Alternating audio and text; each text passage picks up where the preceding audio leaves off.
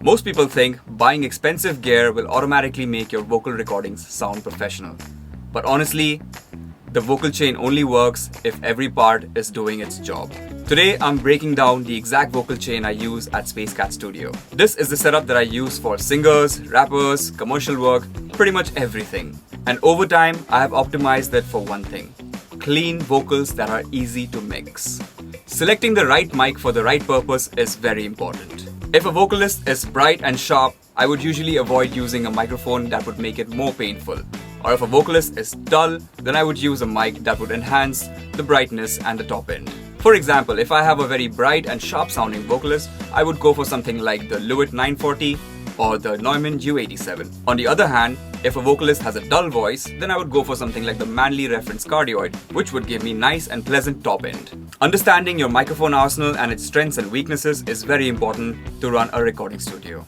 A clean and professional sounding preamp will ensure that your microphones are performing at their highest potential. When you're choosing a preamp, ensure that you choose a preamp that gives you clean gain staging, also has options for character and color, and is easy to use. Although it is important to remember that having a great vocal performance through affordable gear is always better than having a bad performance through good gear. People spend lakhs on gear, microphones, preamps, and interfaces and use them in an untreated room. This makes absolutely no sense. My recommendation: have a decent sounding room with less reverb, less echo, and then invest in your gear so that you get the most out of them. Now we get to the headphone mix for the artist. This is gold because only a few people discuss this.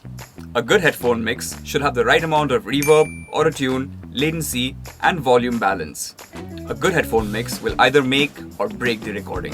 While recording, it is important to ensure that you have a pop filter, have the vocalist about 2 to 3 inches away from the microphone to ensure that there is no proximity effect or any other problems with the mic. Ensure that the headphone mix is right, and you should be good to go.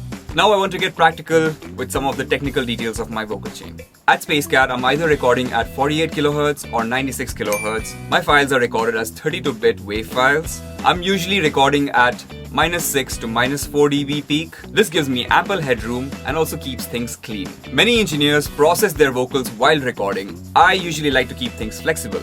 I usually have a clean chain being recorded, and if I want to record a compressed or an EQ'd version with my hardware, I will run another parallel and record that as well. Unless I specifically want a treatment on a vocal, I will not record them processed. Although, it is important to sometimes have about 1 to 2 dB of light compression on your vocals just to ensure that it sits tight. Honestly, the best upgrade to your studio for vocals isn't the microphone only. It is the room, the vocal performance, and knowing how to record properly. If you want more real-world studio workflow tips, you can subscribe to my channel. And if you are in Mumbai and want to record in a professional sounding studio environment, check out SpaceCat Studio.